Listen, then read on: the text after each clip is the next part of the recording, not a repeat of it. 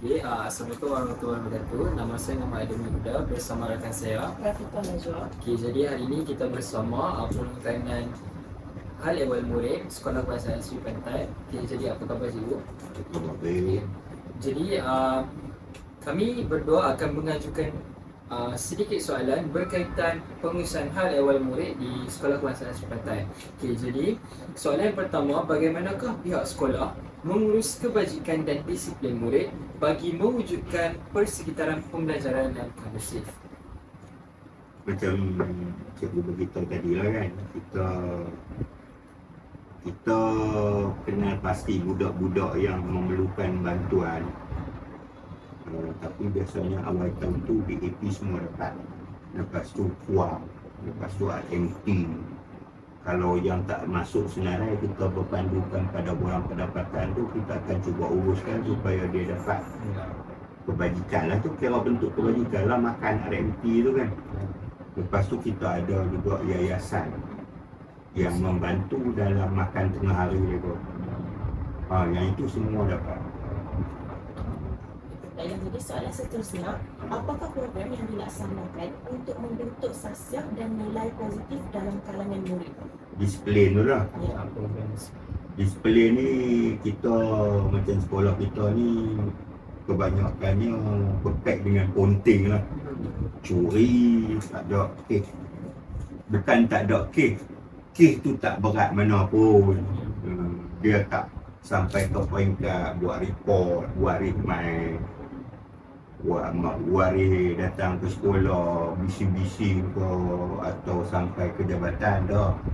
Jadi kes macam kes disiplin ni ponting lah.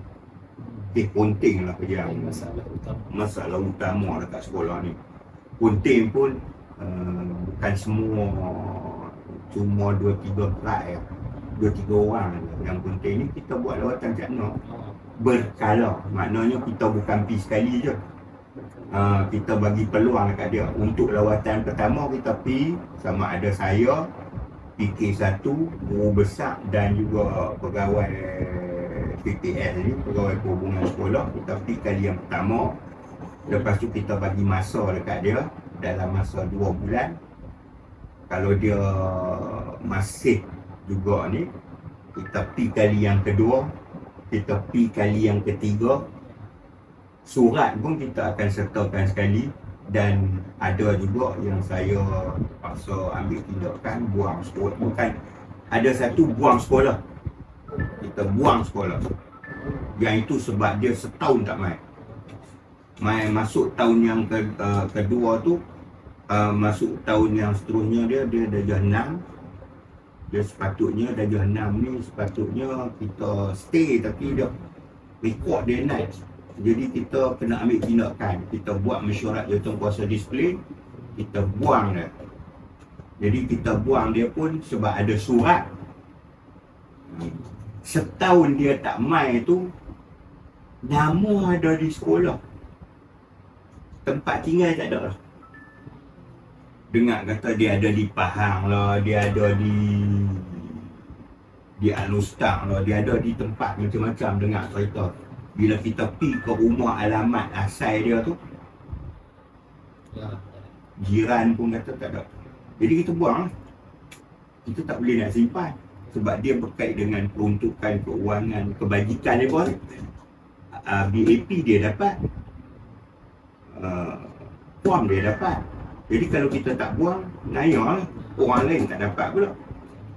Faham tak?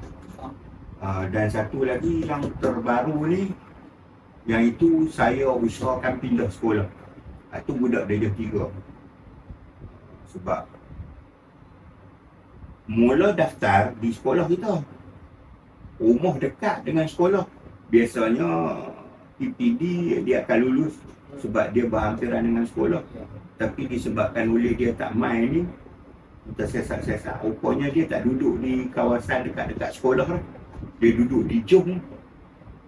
Jadi saya dah buat proses tukar sekolah, dia dah pun tukar sekolah. Itu.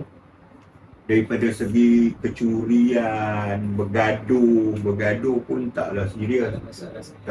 Kita boleh settle dalam pejabat saja. settle macam tu saja. Dan kita pun tak ambil tindakan sampai masuk ke dalam data saksi ke tak. Siap. Okey, itu antara contoh kebiasaan. Jadi soalan yang terakhir, Baiklah, soalan terakhir, apakah cabaran yang sering dihadapi dalam pengurusan hal ehwal murid dan bagaimana cara masalah tersebut ditangani? Cabaran setakat lah ni daripada segi bantuan lah.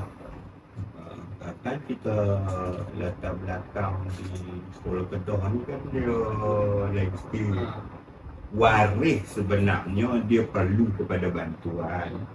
Tapi bila dia isytihar pendapatan tu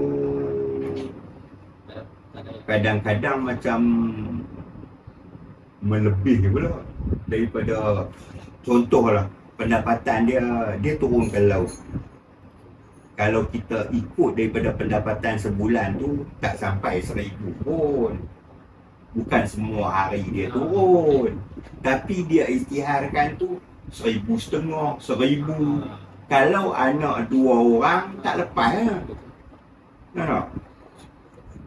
Kalau anak tu seorang lagi lah. Anak 4 barulah lepas. Jadi kita terpaksa panggil. Kebetulan pula biasanya pokok ni yang turun ke laut ni mereka buta huruf. Jadi kita nak kena tolong mereka. Kita panggil, kita tolong mereka. Malah pernah kita buat perjumpaan pun dengan mereka. Kita nak tolong mereka untuk dapatkan bantuan. Tapi kadang-kadang mereka pun tak berat.